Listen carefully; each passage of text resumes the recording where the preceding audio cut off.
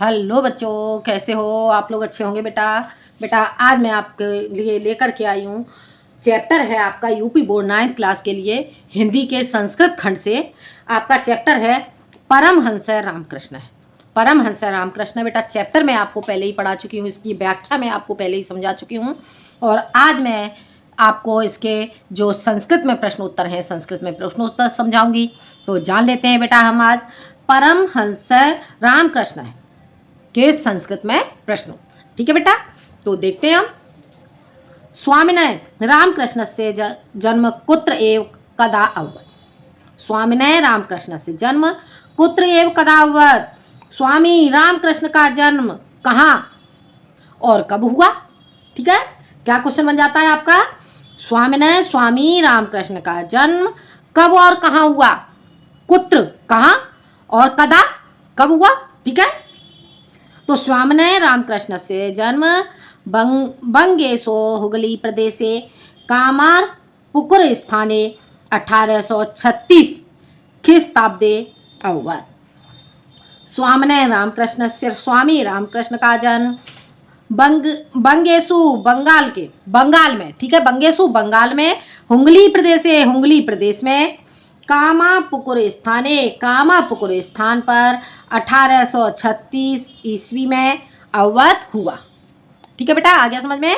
स्वामी रामकृष्ण का जन्म बंगाल में हुगली प्रदेश के कामापुकुर स्थान में 1836 ईस्वी में हुआ। हो गया क्लियर? अब देखते हैं बेटा हम अगला क्वेश्चन आपका क्या बन जाता है? रामकृष्ण परमहंस कीदृश पुरुष आसीत्। रामकृष्ण परमहंस कैसे पुरुष थे? रामकृष्ण परमहंस कीदृश कैसे पुरुष थे? रामकृष्ण परमहंस एक विलक्षण प्रतिभा संपन्न महापुरुष आसीत्। रामकृष्ण परमहंस एक विलक्षण प्रतिभा संपन्न महापुरुष थे। आगे समझ में? रामकृष्ण परमहंस कैसे पुरुष कीदृश कैसे पुरुष थे? तो रामकृष्ण परमहंस एक विलक्षण प्रतिभा संपन्न महापुरुष थे। हो गया क्लियर? समझ आ गया बेटा? अब देखते हैं हम अगला क्वेश्चन बेटा आपका क्या हो जाता है?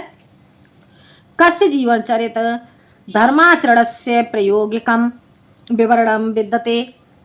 कस्य जीवन चरित, किसके जीवन का चरित्र धर्माचरणस्य धर्म के आचरण के प्रायोगिकम प्रयोग के विवरण विद्यते, विवरण को विद्यमान करता है। ठीक है, परमहंस रामकृष्ण से जीवन, परमहंस रामकृष्ण का जीवन चरित्र धर्माचरण से धर्म के आचरण के प्रायोगिक विवरण विद्यते, प्रायोगिक विवरण को विद्यमान करता है, प्रायोगिक विवरण के रूप में विद्यमान है। आगे समझ में? किसका जीवन चरित्र धर्माचरण के प्रायोगिक विवरण के रूप में विद्यमान है? तो परमहंस रामकृष्ण के जीवन का चरित्र धर्माचरण के प्रायोगिक विवरण के रूप में विद्यमान है। हो गया क्लियर? अगला क्वेश्चन देखते हैं। रामकृष्ण से पितरऊ कीदृशौ आस्थाम। रामकृष्ण के पिता की किसमें आस्था थी? ठीक है, कैसी आस्था थी? कीदृशौ आस्थाम, कैसी आस्था थी? तो रामकृष्ण से पितरऊ परम धार्मिकौ आस्था। रामकृष्ण परमहंस के पिता पितरऊ का अर्थ क्या हो जाएगा बेटा? पितरऊ का अर्थ हो गया माता और पिता। ठीक है, तो रामकृष्ण परमहंस के माता पिता अत्यधिक धार्मिक आस्था वाले थे। ठीक है बेटा, हो गया क्लियर? अगला क्वेश्चन। एकदा भक्तेन कस्यचित किम महिमा वर्णित है। एक बार भक्त ने कस्यचित किसी की क्या महिमा वर्णित है, किस महिमा का वर्णन किया? ठीक है, किम का क्या हुआ? क्या किस महिमा का वर्णन किया? तो एकदा भक्तेन, एक बार भक्त ने कस्यचित किसी महिमा वर्णित है, किसी की महिमा का वर्णन करते हुए कहा असौ महात्मा पादुकाभ्याम नदीम तरति। कि असौ महात्मा उस महात्मा ने पादुकाओं के बल पर नदीम तरति नदी को पार कर लिया। इत महतो विस्मयस्य विषय है। यह अत्यधिक आश्चर्य का विषय है। हो गया क्लियर? समझ आ गया बेटा? क्या बताया गया है? एक बार भक्त ने किसी की महिमा का वर्णन करते हुए कहा कि असौ उस महात्मा ने पादुकाओं के बल पर नदी को तैरकर पार कर लिया। और इति मैं तो विस्मयस्य विषय, यह अत्यधिक आश्चर्य का विषय है। हो गया क्लियर बेटा। अगला क्वेश्चन, रामकृष्ण कथम महान संजाता है। रामकृष्ण कैसे महान हुए। ठीक है, रामकृष्ण कथम महान संजाता है, रामकृष्ण कैसे महान हुए। रामकृष्ण योगाभ्यास बलेन महान संजाता है। रामकृष्ण योग अभ्यास के बल से महान हुए, योगाभ्यास के बल पर महान हुए। ठीक है बेटा, समझ आ गया। रामकृष्ण योगाभ्यास बलेन महान संजाता है, रामकृष्ण योगाभ्यास के बल पर महान हुए। स्वामी विवेकानंद कस्य शिष्य आसीत। स्वामी विवेकानंद किसके शिष्य थे। स्वामी विवेकानंद रामकृष्ण से शिष्य आसीत। स्वामी विवेकानंद रामकृष्ण के शिष्य थे। हो गया क्लियर, समझ आ गया। क्वेश्चन क्या था आपका, स्वामी रामकृष्ण किसके शिष्य थे। स्वामी विवेकानंद रामकृष्ण से शिष्य आसीत। स्वामी विवेकानंद रामकृष्ण के शिष्य थे। रामकृष्ण से विषय महात्मा गांधी ने किमुक्तम। रामकृष्ण के विषय में महात्मा गांधी ने क्या कहा। ठीक है बेटा, देखो, रामकृष्ण से विषय महात्मा गांधी ने किमुक्तम। रामकृष्ण के विषय में महात्मा गांधी ने क्या कहा। रामकृष्ण परमहंसस्य विषय महात्मा गांधीना उक्तम। रामकृष्ण परमहंस के विषय में महात्मा गांधी ने कहा, यत तस्य जीवनम अस्मभ्यम ईश्वर दर्शनाय शक्ति प्रददातेति। के तस्य उनका, किसका, रामकृष्ण परमहंस का, के उनका जीवन अस्मभ्यम हमारे लिए ईश्वर दर्शनाय ईश्वर के दर्शन के लिए शक्ति प्रदान करता है। किसका जीवन, रामकृष्ण परमहंस का जीवन। ठीक है, रामकृष्ण परमहंस के विषय में महात्मा गांधी ने कहा कि रामकृष्ण परमहंस का जीवन हमारे लिए ईश्वर के दर्शन के लिए शक्ति प्रदान करता है। हम सबको क्या, ईश्वर के दर्शन करने के लिए शक्ति प्रदान करता है। हो गया क्लियर, समझ आ गया। अगला क्वेश्चन, रामकृष्ण से कह महान है संदेश है। रामकृष्ण का कौन सा महान संदेश है। तो रामकृष्ण से महान संदेश है अयम अस्ति। रामकृष्ण का महान संदेश यह है यत कि ईश्वरानुभव है, ईश्वर के अनुभव, ईश्वर के अनुभव दुखता नाम जना नाम सेवाया उष्यति। के ईश्वर के अनुभव के लिए दुखी लोगों की सेवा करनी चाहिए। हो गया क्लियर।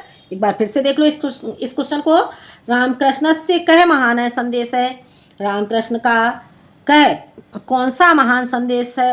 तो रामकृष्ण से महान संदेश है, रामकृष्ण का महान संदेश है अयम अस्ति, यह महान संदेश यह है यत, यत का अर्थ हो या कि ईश्वरानुभव, ईश्वर के अनुभव के लिए दुखी दुखिता नाम जना नाम, दुखी लोगों की सेवा पुष्यति, सेवा करनी चाहिए। हो गया क्लियर बेटा, इतना समझ आ गया होगा। अगला क्वेश्चन देखते हैं बेटा। अगला क्वेश्चन क्या कहता है, देखो, रामकृष्ण से सेवाश्रम। रामकृष्ण से सेवाश्रम केन स्थिता। देखो दिखाई दे रहा है बेटा,